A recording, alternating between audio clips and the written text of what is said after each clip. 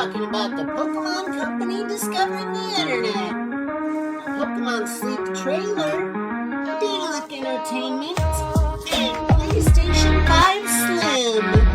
Extra, hear all about it.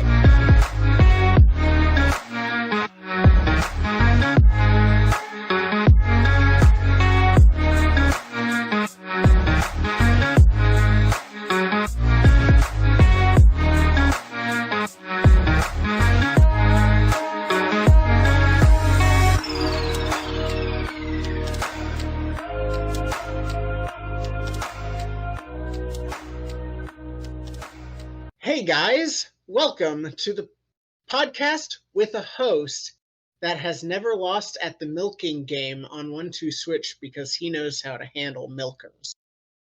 What the fuck? I'm the Dean of Games, the Dean Slater on all platforms, and joining me today from Twitch's Graveyard, we have Gavin. Handle the milkers.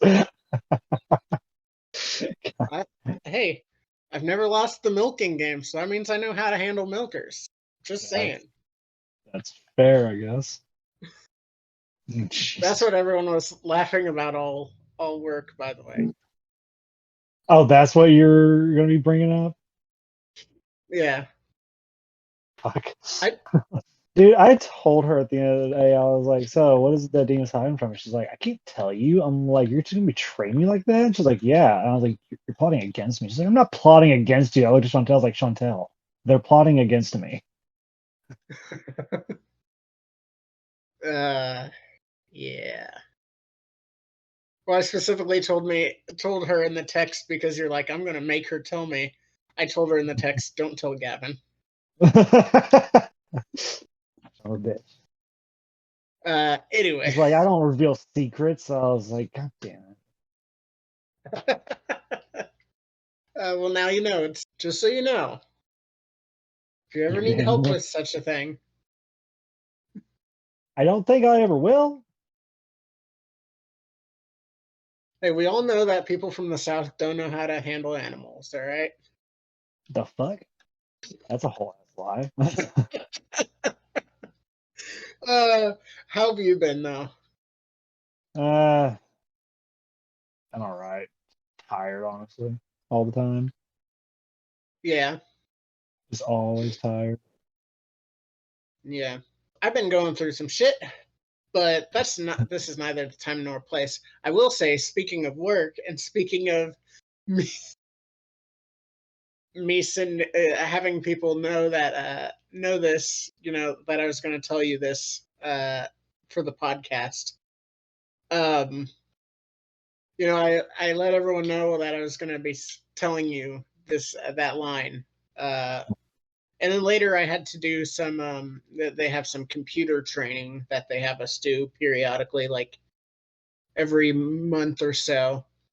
And one of my classes today was on sexual harassment in the workplace. Yeah, you definitely need to learn about that. We work third shift. We all do it. That's fair. But yeah, I thought that was pretty funny that I was showing that line to everyone, and then I get, hey, you need to watch what you say. Like, oof, that's timing. And this is Extra, your weekly gaming news podcast covering the news leading up to. It says Thursday. It's not Thursday, though. Sunday, July 9th, 2023. I'm going to force myself to get this all edited and everything by the end of the day. And if you like us, you can go to patreon.com/thebriefingroom. I have made up for the sabbatical where I wasn't where I wasn't releasing Patreon content. I was still making it. I just had a lot of other things on my plate. But once again, this is neither the time nor place. So I did get a bunch of those up. I think I got 7 up. I'm now at my upload limit, so I have to wait till Friday to be able to upload again. But everything's up. So you can get the last 7 Patreon contents, and I'll have more coming.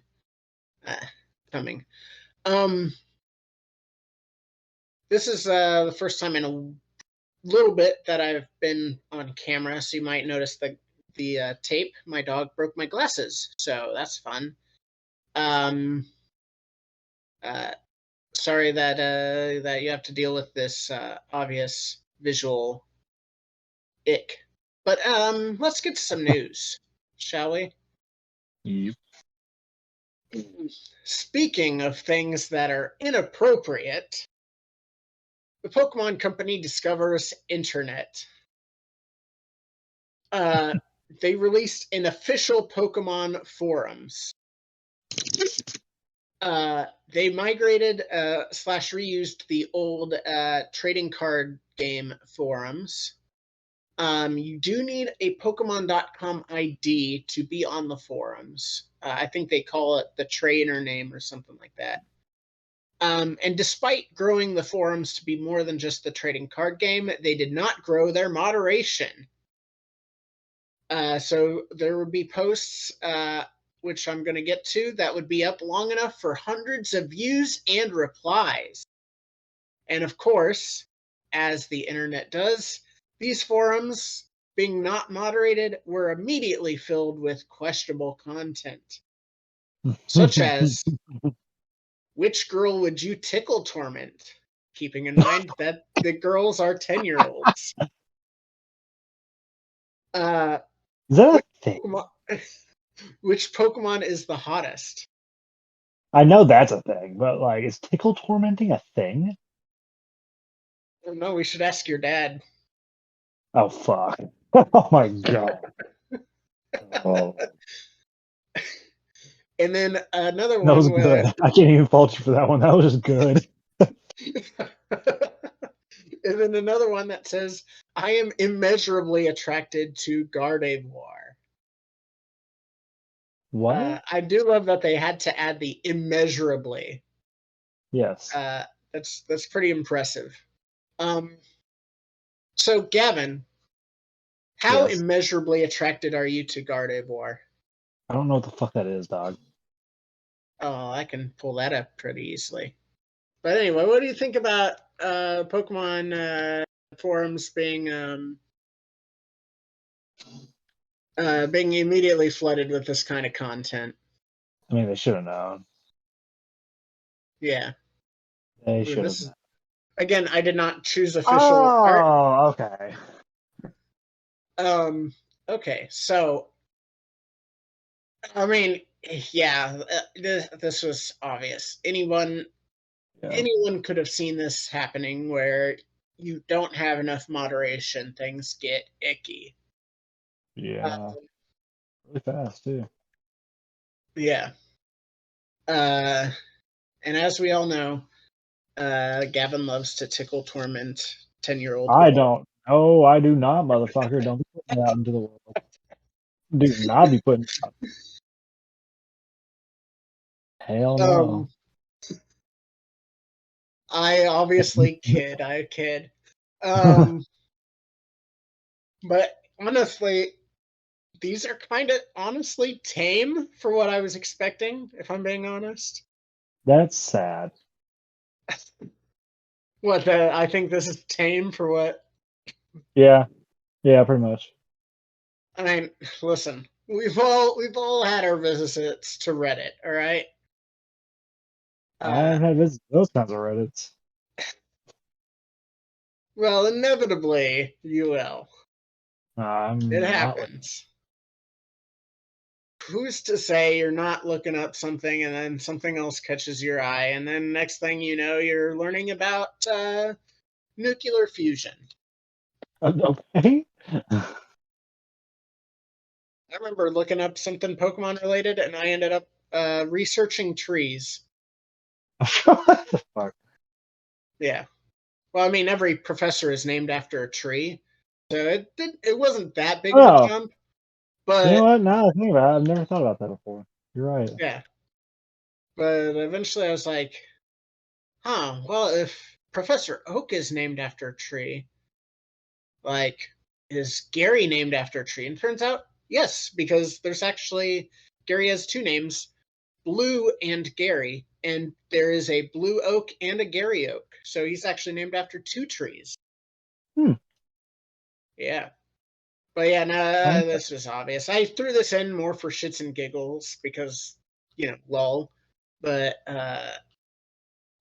come on, Pokemon Company, you had to have known. Holy shit. What? I ran out a fucking corner and there's just so many zombies.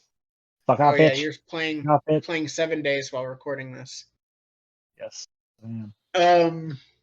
So next story is also Pokemon related. Pokemon Sleep. So, Pokemon Sleep was announced in 2019 at a investors call. It was a weird investors call too. I remember watching it, and like at one point, this dude comes out and to talk about Detective Pikachu, and they had just released a different movie. And so he was talking about the success of Detective Pikachu. It was a guy from like the actual studio, the Hollywood studio that made the film. And so he goes out and talks a little bit about Detective Pikachu, and he's like, it's cool seeing all these monsters, and all of this in the world. And if you really like monsters, you should check out Godzilla in theaters now. And it's like, this is an investor meeting. What the fuck are you doing plugging other shit? But anyway, it was announced back then. Like I said, weird conference overall. Between then and now, I say no word has been said. I think they had confirmed a couple months ago that they were still working on the game, but we had heard no word on this game between 2019 and now. And the whole app tracks your sleep. You turn the app on and it'll track your sleep, and the player is judged by the amount of sleep they get, and that sleep score is added to a Snorlax minigame score. And the higher the score, the more types of Pokemon will appear. Specific Pokemon will appear based on phone configuration. So if you sleep with your phone face down, you get a face down Wartortle, which only makes me think, is that Wartortle presenting?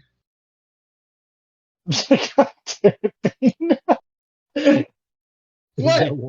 These are questions you have to ask. Why is the Wartortle face down? Ass up?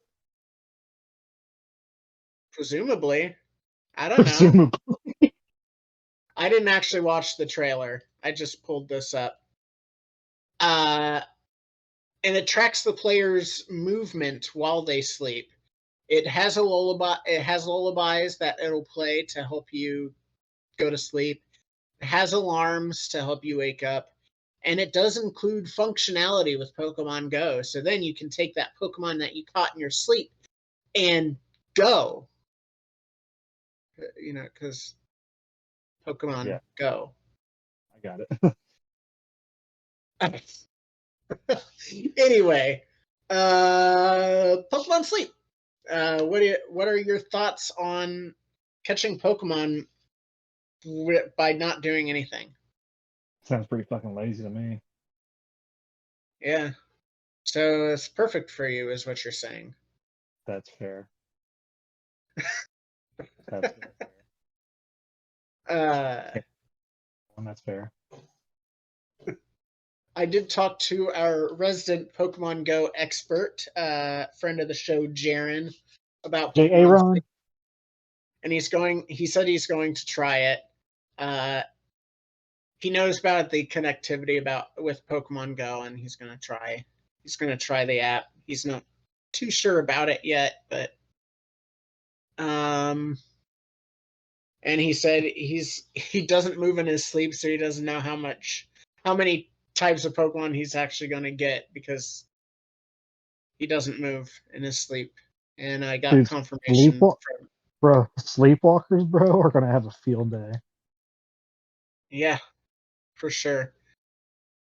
Also, we all work thirds, so we don't really get sleep. So I don't know how much our score is going to be. If it's about the amount of sleep we get, I don't know how good our score is going to be, except on the weekends. I'm sure there's probably a way you can cheat the system. Oh, I'm sure. Like, I don't know if you remember some of the Pokemon Go cheats that people did back in the day, which were really stupid. So like, you hatch eggs. Eggs is one of the best ways to like get really good Pokemon, at least back in the day. So people would actively try to hatch eggs. And so what they would do is they would attach their phones to their ceiling fans. They would attach it to like there's those automatic rocker cradle things for infants. They would buy that just to put their phone inside and have it count that as steps. Like, people did all sorts of crazy things. Of course, having a baby at the time, I tried that. It was not nearly as effective as actually just walking. I'll be honest. But I think I did hear about people attaching it to their Roombas too. I never had a Roomba, so I can't say whether or not that was effective. But the rocker was not super effective in my experience. But yeah, I'm sure there's ways to cheat the system. I was kind of thinking of what you could do in the and one thing I thought of, and I don't know if it'll register something like this, but I thought of, what if you put your phone on like your kitchen counter and then went to bed? You know? Yeah. Or put your phone on the kitchen counter and did other things. But I honestly don't know that anyone could walk away from their phone for that long outside of actually sleeping. Because we live in a world with instant gratification. Hell yeah.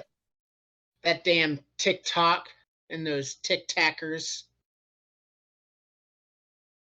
Whereas Landon once said, "Tickety an talk." 88 nightmare, and like it's been an ADHD kid's like worst nightmare and also dream come true, because like instant gratification, but then we start running out of things to be gratified by.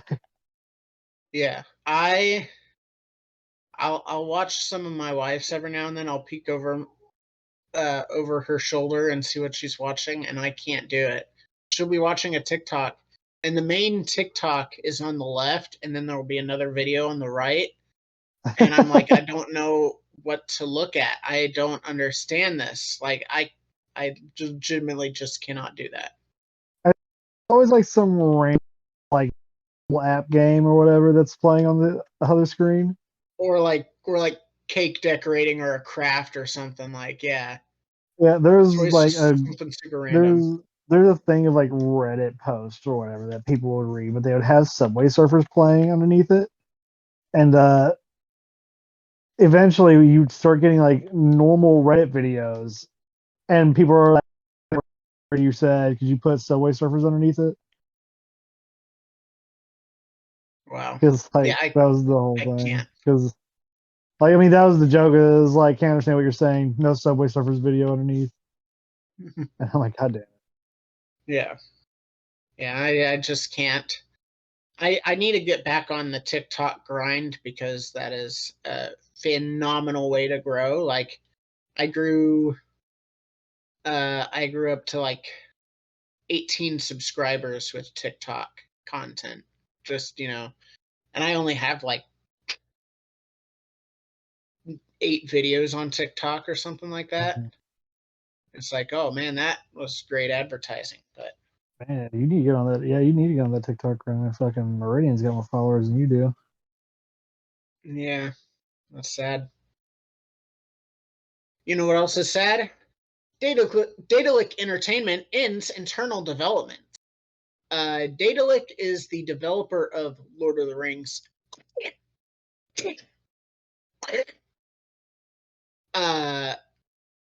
And that was the first next-gen game ever shown. And it finally released like last month after several delays. And it had very bad reviews. So they're now going to focus on publishing exclusively instead of developing, which means they laid 25 people off. And here's a statement that they had. We value each and every member of our team, and it is important to us that the transition goes as smoothly as possible. Therefore, we support our former employees in finding new opportunities within our network. Loser. Yeah, specifically within their network. Yeah, within our network, yep. Outside of the network, yeah. They were working on a Golem sequel. That Golem sequel is now canceled, and I guess they left enough people to patch Golem for the foreseeable future. I'm not sure that's going to make the game any better, but hey, to each his own, or her own, or their own. But yeah. What do you think about Daedalic Entertainment ending internal development and laying off a bunch of people? I think these fucking huge companies need to stop fucking laying off people just because they can. Yeah. I don't know. It just makes it harder on everybody whenever people get laid off. Well, it's just like, it's always bad, people getting laid off. I feel like a company should have a backup plan in case, like, like everyone was talking, they hired companies hiring too many people, so they got to lay them off. Then don't hire that many people. Right. Or how about this? Find other avenues for them to be able to, work. Like, I don't understand why they need to lose their job because you made a bad management mistake. Yep. But that being said, again, at least I don't know the size of their team, but 25 people is a far stretch from Microsoft, who laid off more people than can fit into our local NFL stadium. Damn. Yeah. They laid off over 100,000 people. That's just fucked up. Like, what the fuck, Microsoft? Yeah, what the fuck, Microsoft? Yeah, Microsoft, you're gonna buy another company for $69 billion and then just lay off a bunch of people. How about not buy that company, Microsoft? Mm-hmm. And then pay your employees. But yeah, no, it's sad. They were talking on Kind of Funny Games Daily when this story happened. And they had some interesting points where they're like, Daedalic is, they're not entirely a independent entity. So it could have been something outside their control where it's like, the game did not do great. This was, I think, their first internally developed game, but they have published things in the past, and maybe the parent company was like, hey, listen, you do great at publishing. Why don't you stick to that? That kind of thing. Yeah. and that makes sense. It just, man, it sucks that, you know,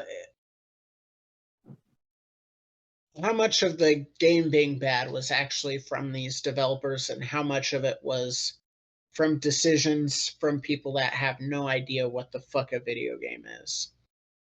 Have you Right. seen like the decision system or whatever No. in Golem? I No. doubt a developer would ever willingly do something like that unless they were told to do it like that. Right. When you're there are times in the game where Golem is arguing with himself, and you have to choose responses, and the responses are basically, the two sides of Golem, and you've got to just basically choose which side of Golem you're going to be in that instance. It's literally just a PNG of the rigging of Golem sitting there and just text. And you've got to choose. Yeah, it's bad.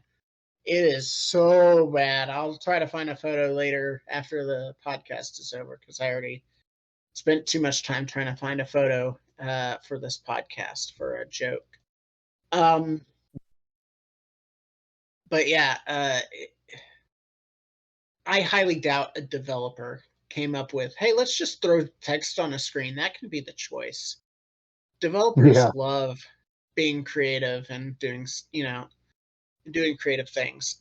There's so many games where like you make a decision and it's more than just obviously there's text on the screen because you got to know what your response is going to be, but like they make it fancy, it's not just Comic Sans, Yeah. Exactly. But yeah. Now, this is a story I know you're interested in because you saw me pull this up on lunch on my lunch one day while you're doing your little thing on your day off. PlayStation is to release the PS5 Slim. This comes from a court document from the FTC v. Microsoft case. This is from Microsoft's POV and not anything official from Sony, which is why I added the question mark at the end. And this was to convince the judge that Switch should be included with the PS5 and Microsoft Series, which they really didn't need to do because obviously Switch should be included. It's a no-brainer. Even the FTC economist that they brought on, he's like, oh yeah, there's, just offhanded said, there's 3 major players. And then was like, it's Microsoft and Sony. Didn't you say 3? No. Anyway, that's just me replaying the events in my own way. It was bad. But they said that the Slim would be priced at $399.99. The document says that they would release it this year. And the document also referred to a PlayStation handheld now announced and known to be Project Q, which they believed would be under $300 and believed to be released this year. We have not heard a price point on Project Q yet, but I do believe they did say Project Q is coming out this year. So their information, keep in mind that this was not just them saying, oh yeah, look at their presentation, they just announced this. This case was going on around that time. The discovery period is a very long one, and you can't add new evidence after the discovery period of a lawsuit. So this was from before Project Q was announced. Just to be clear, this wasn't anything like that. But what do you think about a PS5 Slim? I want a Slim so bad. Yeah. Would you pay $399.99 for it? Fuck yeah, I would. Bet your ass I would. For a Slim, hell yeah, I love Slims. Yeah. I mean, They look better. yeah, I don't mind one way or another. I am planning on getting a PS5. I just haven't had the chance, and fuck if I'll have the chance. Everything's breaking around me. But I don't know what's funny about that. I'm being very serious. Everything's breaking around me. I know, that's the fucked up part. We've been sitting in an 80-degree house for the last 2 weeks. I don't think it's been that bad. No, it's been we've got ceiling fans, so the ceiling fans have been doing pretty well at keeping us cool. Plus, it's been a AC relatively, like, compared to last year, at least in my opinion, it's been relatively calm summer heat-wise. Humidity's been a bitch, but yeah. See, that's what gets me is the humidity. yeah. Now, have you seen Project Q at all? I have not. So it's basically a tablet screen with in between two halves of a PS5 controller. And despite it sounding like it looks like the Switch and it actually looking like the Switch, it does not natively play games. It will be a remote play machine. I don't know if you've ever used PlayStation's remote play. I have not. But it'll be remote play. And it's an interesting idea. It needs to be, I will say, it needs to be under $300. I would argue it needs to be at like 200 max. For me personally, I think it should be, at 200 max. I doubt it's going to be because PlayStation PlayStation is like the video game version of Apple. Even if it's something that's not anything revolutionary, they'll be like, "This is a premium They have an product." Android.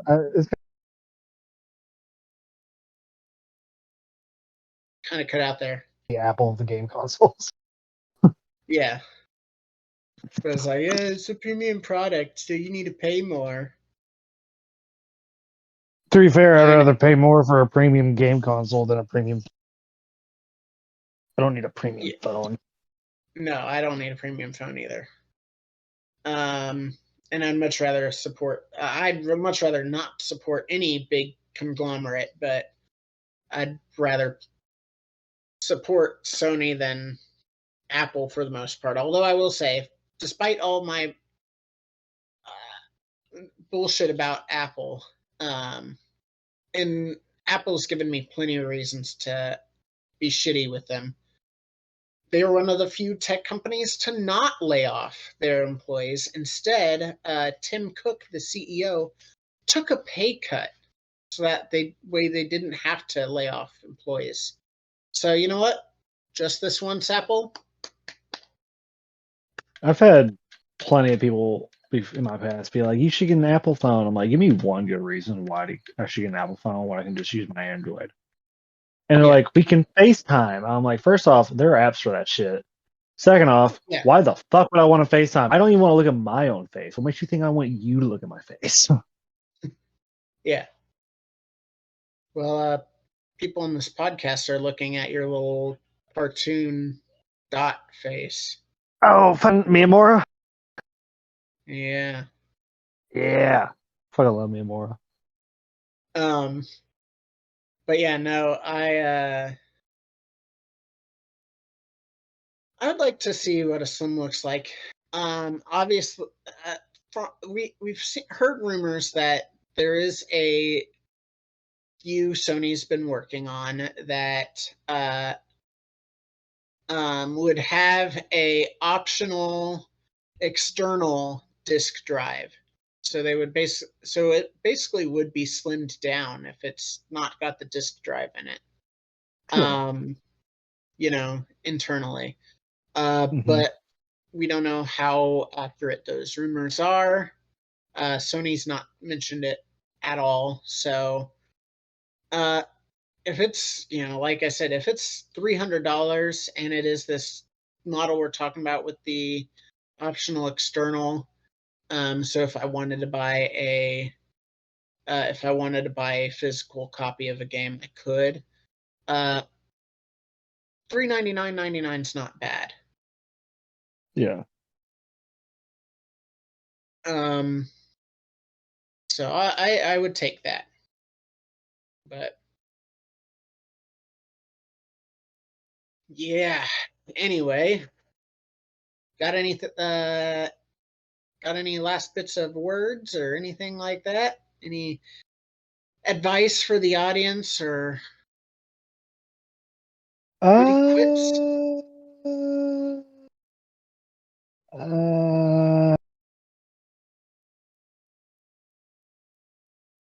No, I do not. You heard it here first, audience. He hates you. It's sure And do. I'm sorry if you liked that. But if you liked that, or even if you didn't like that, be sure to like this podcast and do all the things like hitting the like button, hitting the subscribe button, and hitting the bell at the XofPlays on YouTube, or giving it a high rating on whatever podcast service you use. So you can find like-minded people. People that hate us can find other people that hate us. People that like us can find other people that like us. Everyone wins. And then you can go to bat or go to war against us in the comments, and we will be standing above you, watching and laughing like gods pulling on puppet strings.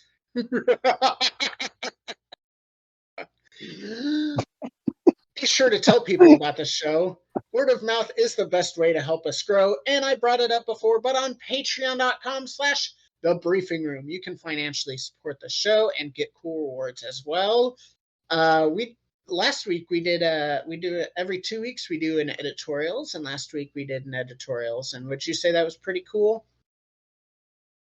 Mm-hmm. He thinks it was cool. You heard his excitement. Mm-hmm. That's all from us. Take care.